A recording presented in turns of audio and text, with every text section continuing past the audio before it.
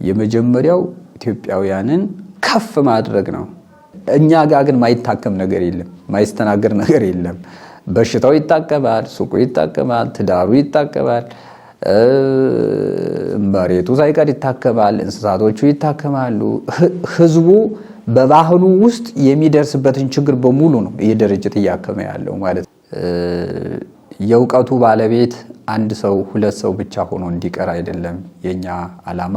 የኔ ዓላማ በዋናነት ህይወታችን የሚያስተካክል የባህል ህክምና ስላችሁ በባህል ህክምና ስም ባህል ህክምናውና ባለሙያው ሳይገናኙ የባህል ህክምናውን የማይወክሉ ሰዎች ዝም ብለው ሲያበላሹ የሚኖሩ ደግሞ እንዳሉ እኔም አውቃለሁ፣ እናንተም ታውቃላችሁ።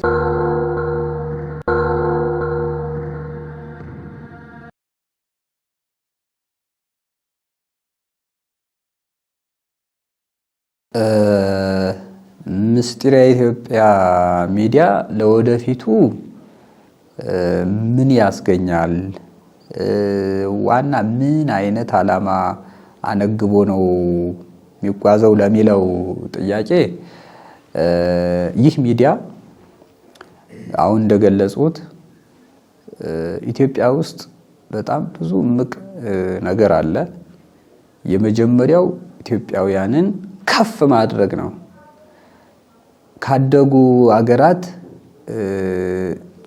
እኩል ጎን ማሰለፍ፣ ከዛ በላይ ማድረግ ነው። ከዛ በላይ የዓለም እናት ሆኖ እንዲቀጥል ኢትዮጵያ የዓለም እናት ሆና እንድትቀጥል ያደርጋል ብዬ ነው ማምነው፣ በእኔ እምነት ማለት ነው።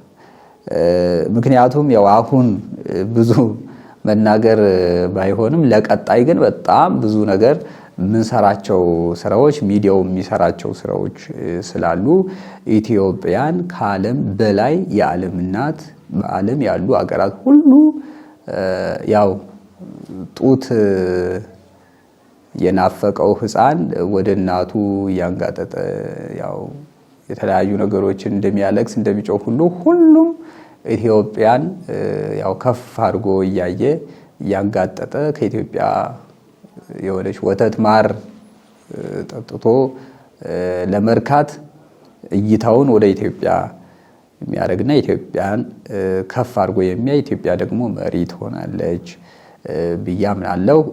ለዚህ ደግሞ ዋናው ትልቁ ነገር ያው ሚዲያው ነው። ምስጢረ ኢትዮጵያ ሚዲያ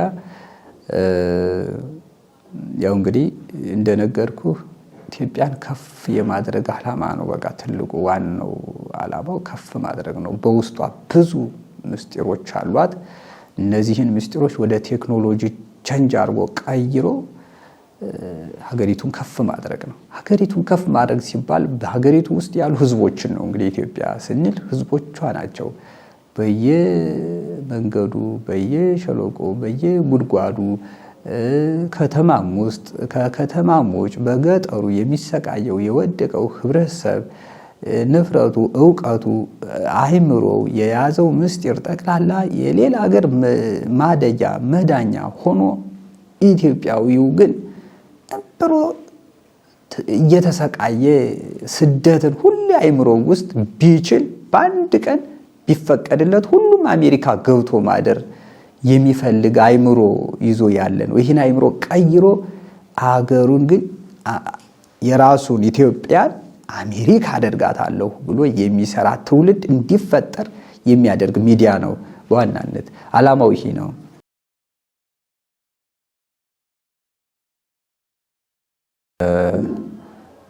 ያው እኔን ለማግኘት በእኔ ስር ያሉ አባላትንም ለማግኘት ከድርጅቱ ከተቋሙ ጋር ምርምር የሚያደርጉ ሰዎችንም እንደዚሁ ለማግኘት በዋናነት ያው በምስጢረ ኢትዮጵያ ሚዲያ ነው ልንገኝ ምንችለው ማለት ነው።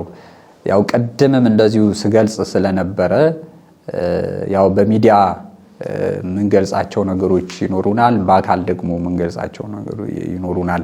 እንግዲህ ሩቅ ቦታ ጊዜው፣ ሰዓቱ፣ ሁኔታው አልመቻች ያላቸው ወገኖቻችን ያው በሚዲያው ያገኙናል። አፋጣኝ ምላሽ እንሰጣለን። ያው ፌስቡክ አለ፣ ቴሌግራሙ አለ፣ ዩቲዩብ አለ፣ ሌሎችም እንደዚህ ቲክቶኮችም በቲክቶክም ቢሆን የተወሰነ ማስተላለፍ እንችላለን፣ በዛም ያገኙናል።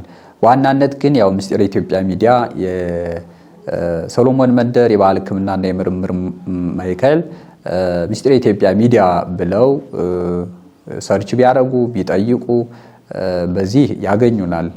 ምክንያቱም ዓላማችንም መገኘት ነው።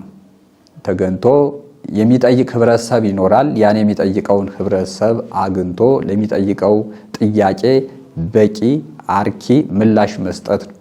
ከዛ በኋላ ምላሽ የሚያገኘው ህብረተሰብ ደግሞ ካወቀ የእውቀቱ ባለቤት ከሆነ እጅ ለእጅ ተባብሮ መስራት፣ በጋራ መስራት፣ በጋራ መብላት፣ በጋራ መኖር፣ በጋራ ማደግ። የኔ እውቀት ነው የሚል ነገር የለም እዚህ ድርጅት ላይ ማለት ነው። ምናልባት ብዙ ሰው በፈለገው ሰዓት ላይ ያገኝ ይችላል። ምክንያቱም ያው የምናስተናግደው ሰው በጣም ብዙ ነው። በጣም ብዙ ነው የሚስተናገደው ሰው እና እያንዳንዱም ደግሞ እዚህ ጋር ላይ ብዙ ሀሳቦች ብዙ ጥያቄዎች ነው ያለው ህብረተሰቡ። እንደ ዘመናዊ ሕክምና አንድ የደም ላብራቶሪ ሰርቶለት ወይም የሰገራ ወይ የሆነ ነገር የአንድ ክፍል የአንድ በሽታ ባለሙያ እንደዚህ ሆኖ እኛ ጋር ግን ማይታከም ነገር የለም፣ ማይስተናገር ነገር የለም። በሽታው ይታከማል፣ ሱቁ ይታከማል፣ ትዳሩ ይታከማል፣ መሬቱ ሳይቀር ይታከማል፣ እንስሳቶቹ ይታከማሉ። ህዝቡ በባህሉ ውስጥ የሚደርስበትን ችግር በሙሉ ነው ይህ ድርጅት እያከመ ያለው ማለት ነው። ያ ስለሆነ ያው ፈላጊው ብዙ ከመሆኑ ጋር ተያይዞ ትንሽ የተወሰነ ሰው በፈለገው ልክ ሳያገኝ ቆይቷል እስካሁን። አሁን ግን ያው ሚዲያው አለ፣ ቴሌግራሙ አለ፣ ዩቲዩብ አለ፣ ፌስቡክ አለ። የሚፈልገውን ጥያቄ ማንኛውም ሰው መጠየቅ ይችላል። ለሚፈልገው ጥያቄ አግባብና አርኪ የሆነ ምላሽ ለመስጠት ዝግጁ ነን ማለት ነው።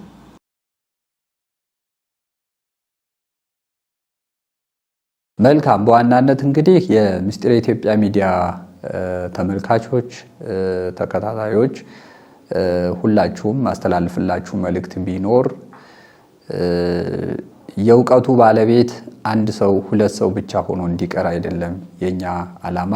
የኔ ዓላማ በዋናነት ማንኛውም ሰው የእውቀት ባለቤት የጥበብ ባለቤት እንዲያው ቢያንስ ከአንድ ቤት ውስጥ አንድ የባህል ሐኪም አንድ የባህል ጥበበኛ ተመራማሪ እንዲኖር ትልቁ ፍላጎቴ ነው። ከፍ ሲል ደግሞ ሁሉም ሰው ተመራማሪ ቢሆን የእውቀት ባለቤት ቢሆን ለበሽታ ጊዜውን እያባከነ ሌላ የሚሰራቸው የሚመራመራቸውን ስራዎች ትቶ በድህነት መከራ ከሚያይ በሽታን ክፉ ጠላት የምንለውን ክፉ በሽታ ስቃይ አስወግዶ ተቆጣጥሮ ከእግሩ በታች ረግጦ ሌላ ዓለም ውስጥ እንዲገባ ነው ትልቁ ፍላጎቴና አሁን ላይ እንግዲህ ዩኒቨርሲቲዎችም ምርምር ያደርጋሉ እኛ ጋር ከሀገር ውስጥ ያሉም ከሀገር ውጭ ያሉም ምርምር ያደርጋሉ።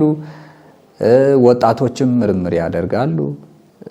ምክንያቱም ክፍት ነው ይሄ ድርጅት በጣም ለሚመራመር ሰው፣ ለሚያውቅ ሰው፣ ኢትዮጵያን ለሚያውቅ ልወቅ ላለ ሰው ኢትዮጵያ ማናት እኔ ኢትዮጵያዊ ነኝ ግን ነኝ ለሚል ሰው መሆኑን የምናስረዳበት ድርጅት ስለሆነ ማናችሁም መጣችሁ በቅንነት በቀናነት የምትፈልጉትን ጥያቄ መጠየቅ ትችላላችሁ። የምትፈልጉትን ስራ መስራት ትችላላችሁ።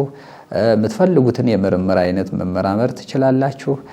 እንግዲህ ምርምር ስንል ከዘመናዊው ጋር አጣርሶ በሌላ የሚረዳ እንዳይኖር እንግዲህ ባህላዊ እውቀቱ ላይ ባህላዊ ጥበቡ ላይ ነው እንግዲህ ምርምር የምናደርገው። ባህላዊ እውቀት ባህላዊ ጥበብ ደግሞ ለዘመናዊ እውቀት ለዘመናዊ የምርምር ውጤት ለዘመናዊ የቴክኖሎጂ የስራ ሂደት እናት መሰረት ስለሆነ እናቱ ላይ መሰረቱ ላይ ነው እኛውን ፎከስ እያደረግን በጣም ትኩረት እያደረኩ ያለሁትኝ። አሁን ላይ በጣም እኔ ደስ ብሎኛል፣ ደስተኛ ነኝ። ለምን ተተኪ ህፃናትን ከህፃንነት ጀምረው ቲክቶከር፣ አሻንጉሊት ኦቲዝም፣ ሱሰኛ ሆነው እንዳያድጉ ለሀገር ተረካቢ እንዲሆኑ ያው ማሳድጋቸው የሚመራመሩ ማስተምራቸው ህፃናት አሉኝ። ቢፈልግ ህፃን የወለደም ካለ የወለደውን ከህፃናት መራግብር ውስጥ ፕሮግራም ውስጥ አድርጎ ህፃኑን አገር ተረካቢ እንዲሆን የእውቀት ባለቤት እንዲሆን ተመራማሪ እንዲሆን ማድረግ ይችላል። ቢፈልግ ደግሞ ያልወለደ ወጣቱ ደግሞ ራሱ መጥቶ ተመራማሪ የእውቀት ባለቤት እንዲሆን በራችን ክፍት ነው። የምናሰለጥነው የምናስተምረው የተማረ ያልተማረ አንልም። ያልተማረም የሚሰለጥንበት የራሱ ዘርፍ አለው፣ የተማረም የራሱ ዘርፍ አለው። የዩኒቨርሲቲ መምህርም ቢሆን የራሱ ዘርፍ አለው፣ ተማሪም ቢሆን የራሱ ዘርፍ አለው፣ ገበሬም ቢሆን የራሱ ዘርፍ አለው፣ እናቶችም ቢሆኑ የራሱ ዘርፍ አላቸው። እኛ ድርጅት ላይ ለሁሉም ሰልጣኝ በየክፍሉ የስራ ድርሻው ሰልጥኖ ራሱን እንዲከላከል ራሱን እንዲጠብቅ አገሩን እንዲንከባከብ የሚያደርጉ ስራዎችን እየሰራው ስለሆነ በጣም ደስተኛ ነኝ እና በዚህ ውስጥ መሳተፍ የሚፈልግ ያው መሳተፍ ይችላል ማለት ነው።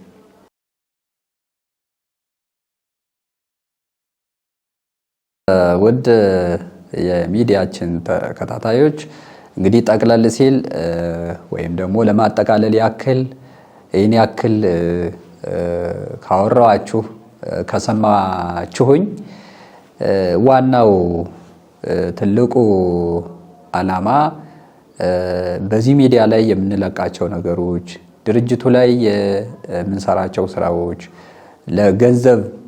ገንዘብ ለማግኘት ራስን ብቻ ቢሊየነር ለማድረግ ምናምን አይደለም። ተያይዘን እንድናድግ የሰው ልጅ ከባድ ጠላት የሆነውን በሽታ በጋራ ለማጥፋት፣ ለሰው ልጅ ከባድ ጠላት የሆነውን ድህነት በጋራ ለማስወገድ ነው። እዚህ በተረፈ ግን ይሄ ጥበብ እንደቀላል እንድታዩት አልፈልግም። አባቶቻችን ብዙ ዋጋ የከፈሉበት ራሳቸውንም ያጡበት ነገር ግን ደግሞ እኛን ያተረፉበት ጥበብ ነው። እኛን አትርፈው ራሳቸውን አጥተው ነው በታሪክ የምናገኛቸው። ይሄ ስለዚህ ቀላል ነገር አይደለም። እነርሱ ዋጋ ባይከፍሉ ኑሮ ዛሬ እኛ አፋችን ሞልተን በዚህ ልክ አንናገርም የነበረው። ስለዚህ አሁንም የአባቶቻችንን ጥበብ አድርገን ይዘን መውጣት ያለበትን አውጥተን መውጣት የሌለበትን ደግሞ ይዘን በውስጥ የምናድግበትና የምንጠቀምበትን በውስጥ እያደግን እየተጠቀምን በውጭ ደግሞ የምናወጣውን ደግሞ በውጭ እያስተማርን ለምርምር በራችን ከፍተን በዚህ መልኩ እንድናድግ ነው። ከዚህ በተረፍ ኢትዮጵያውያን ቅድም እንደገለጽኩት በተለያዩ አጉል ወሬዎች ምክንያት ጥበቡ ለተወሰነ ዓመታት እንዲያው ለተወሰነም ሳይሆን ለብዙ ዓመታት ተዳፍኖ አረሞ በቅሎበት የቆየበትን ዘመን እኔም እናንተም እናውቃለን። ሐሰት አይደለም፣ እውነት ነው። ስለዚህ አረሞ ውስጥ ያለውን ዕውቀት እናውጣው ነው። አረሞ ውስጥ ያለውን ወርቅ እናውጣው ነው። አረሞ ውስጥ ያለውን አልማዝ እናውጣው ነው። ይህ ባህላዊ ሕክምና፣ ይህ ባህላዊ ጥበብ የምንለው ነገር እናት ርስት ለሁሉም ነገር መገኛ ነው። እንደሌላ ነገር አርጋችሁ አትዩት። ይህን የተረዱ ሌሎች ቀድመው የገባቸው አይምሯቸውን የከፈቱ የውጭ አገራት ከኔ ቅብብሎሽ ላይ ናቸው፣ ሩጫ ላይ ያሉት ማለት ነው። የኔንም ሰራተኞች በየጊዜው ከዚህ ጥበብ ከዚህ ስራ ወተን እነሱ ሀገር ሄደን ብዙ ዶላር ተከፍሎን የነሱን ሀገር ደግሞ ከፍ እንድናደርግ በተከታታይ ጥያቄዎቹ ይመጣሉ። የኔም ዓላማ የኔም ሰራተኞች የድርጅቱ አባላትም ዓላማቸው ግን ይህ አይደለም። አባቶቻችን ጥሬ ቆርጥመው ብዙ ቢሊየን ማግኘትና መሸጥ እየቻሉ አይሆንም ብለው ጥሬ ቆርጥመው ባህሉን፣ ጥበቡን፣ ቅርሱን፣ ርስቱን አስረክበውናል። እኛም ደግሞ የአባቶቻችንን ስራ፣ የአባቶቻችንን ቅርስ፣ የአባቶቻችን እውቀት፣ የአባቶቻችንን ዓላማ፣ የአባቶቻችን ራዕይ በእነሱ መስመር ገብተን ግብ እንዲመታ ለማድረግ ነው ትልቁ ነገር። ይህን መሰልጠን፣ ይህንን መማር፣ ባህላዊ ሕክምናን፣ ባህላዊ ጥበብን መማር፣ የኢትዮጵያን ጥበብ መማር ጥቅሙ ምንድን ነው ካላችሁኝ፣ ህይወትን መታደግ ነው ወገኖች። ከህይወት በላይ ምን አለ? ምንም የለም። ከህይወት በላይ ምን አለ?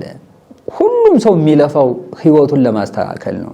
ስለዚህ ህይወታችን የሚያስተካክል ጥበብ ነው። ህይወታችን የሚያስተካክል የባህል ሕክምና ነው። ህይወታችን የሚያስተካክል የምርምር ማዕከል ነው እያልኳቸው ነው። እንግዲህ በዚሁ እግር መንገዱን እንግዲህ ህይወታችን የሚያስተካክል የባህል ሕክምና ስላችሁ በባህል ሕክምና ስም ባህል ሕክምናውና ባለሙያው ሳይገናኙ የባህል ሕክምናውን የማይወክሉ ሰዎች ዝም ብለው ሲያበላሹ የሚኖሩ ደግሞ እንዳሉ እኔም አውቃለሁ፣ እናንተም ታውቃላችሁ። ለሁላችንም ግልጽ ነው። ያን አይደለም ትክክለኛውን የባህል ሕክምና ትክክለኛውን ጥበብ ለሰው ልጅ የሚጠቅመውን ጥበብ ነው እኔ እያወራኋችሁ ያለው። በዛው አያይዞ እኔም ሌሎችም እዚህ ድርጅት ላይ ደስ የሚያሰኘው ነገር ሁለቱንም የሙያ ወይም ደግሞ የእውቀት ወይም ደግሞ የትምህርት ሂደት ያጠኑ በመሆኑ ለሁሉም ሰው በቂና ጥሩ አርኪ የሆነ እንደየ አመጣጡና እንደየ ጥያቄው አስፈላጊውን ምላሽ ለመስጠት አንቸጋገርም። የሕክምና ዘመናዊ የሕክምና ትምህርቱንም መንፈሳዊ ትምህርቱንም ሳይኮዊ ትምህርቱንም በተወሰነ ደረጃ ከአባቶች ከወንድሞች በላይ ተምሬያለሁ ሳይሆን የቻልኩትን ለምርምር ትውልዱን ለማዳን ለማንሳት የሚያበቁ ትምህርቶችን ደግሞ ስለተማርኩ አሁንም ደግሞ እየተማርኩም ስለሆነ ስለመማርም እስከ ለተሞት ድረስ ዕውቀትና ትምህርት ስለማይገደብ በየጊዜው ከትንሽ እስከ ትልቅ ጥበብ ዕውቀት ስለሚገኝ ካልተማረም ከተማረም ስለሚገኝ ዕውቀቴንም እያሰፋው ነው ያለሁት። እናንተም እንዲሁ እንደኛ እንድትሆኑ ከኛ በላይ የሆናችሁ እንዳላችሁ አምናለሁ፣ አውቃለሁ። ነገር ግን ደግሞ ያልገባችሁ ደግሞ ገብቷችሁ እንደኛ እንድትሆኑ ጥሬን አስተላልፋለሁ። በተለይ ወጣቶቹ በደንብ አስቡበት።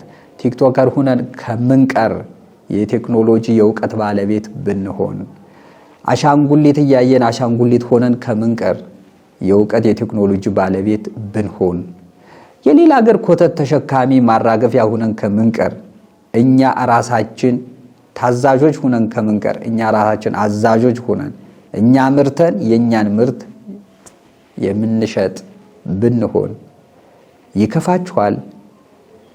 የሚቆጨኝም ይሄ ነው። ሁሉ ነገር እያለን እንደሌለን አንገታችን ደፍተን ስንኖር ብዙ ነገር አለ።